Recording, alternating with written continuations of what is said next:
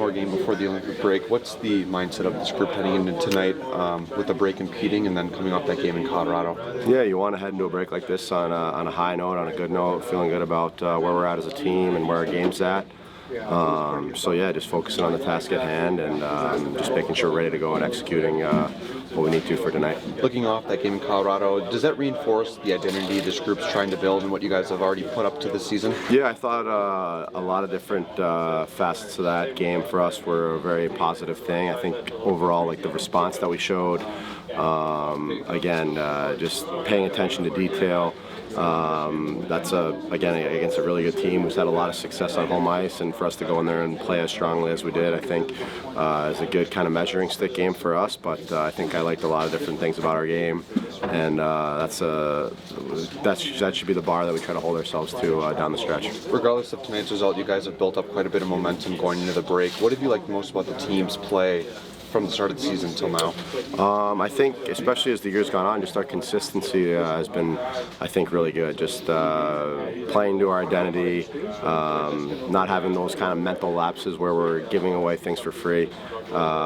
Things like that has gotten better and better as the year's gone on. So I think we just, again, have to continue to find that consistency in our game and just keep raising our execution level because it gets harder and harder as the games go down the stretch here. How much is the group welcoming the break as well? The schedule's been so condensed, there's been so many games, so many nights. How much of a benefit will it be just to take some time to unplug? Yeah, obviously with the break and how the schedule kind of gets set because of that, it becomes a little even more of a grind, I guess, than usual. So you got to use it to your advantage, refresh physically and mentally, and be ready to roll for the stretch run because it's going to be obviously a lot of very hard-fought games, but those are going to be the most fun games of the year to play just because you're playing for the playoffs and things like that. So those are playing those meaningful games down the stretch. There's nothing like it. And Todd's talked Todd's talked about how there's going to be like a training tank 2.0 when you guys come back.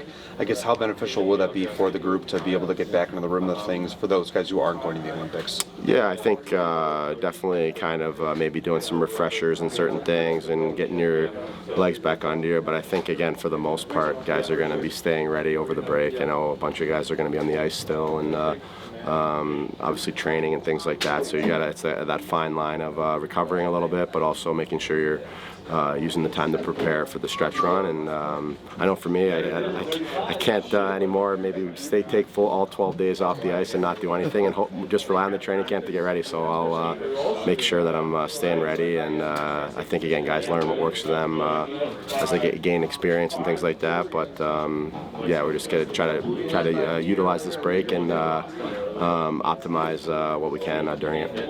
You guys are going to go through stretches throughout the season where offense isn't producing at the highest levels, and right now over the past few games it's been kind of hard to come by. Just, I guess, what's the concern level and what are some of the other things that you guys focus on when you're going through stretches?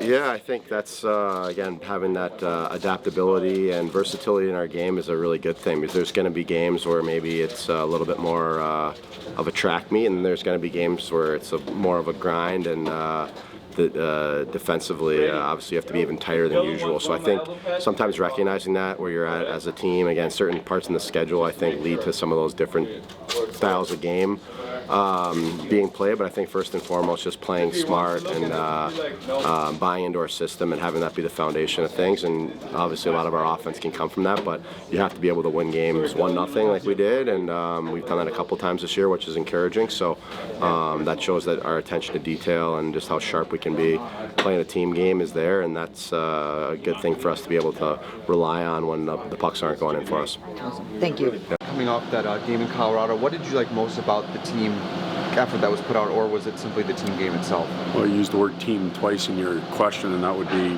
my answer. They all played together. They played to their strengths for the most part individually, but collectively we were connected.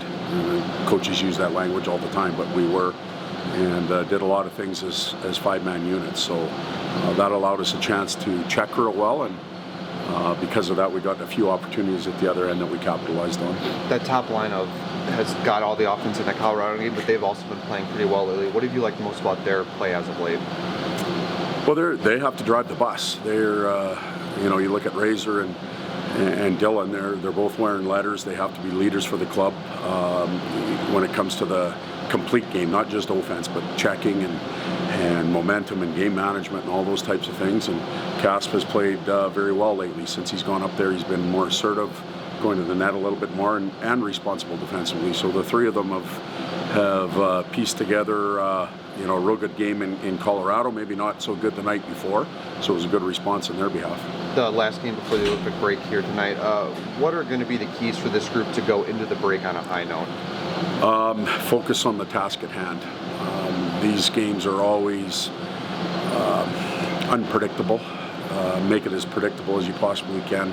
Stay focused, finish the job, finish the task at hand, empty the tank, and then you can go relax. But if you start thinking ahead or it gets to become too hard and you don't want to put the effort in, then you end up with a poor result. And I think at last year's game, I believe it was against Tampa, we had a poor result the day of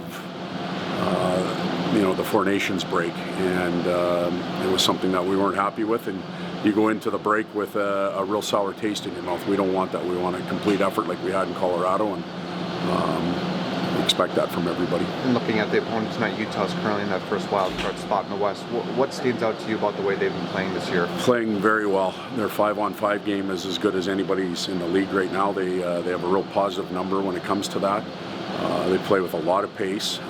Their top two lines can really hurt you off the rush, but they can also hurt you in the O-zone because they play a quick game. And Vejmelka has played very well, especially here at home. So not an easy place to play, a tough task at hand, but we better be up for it.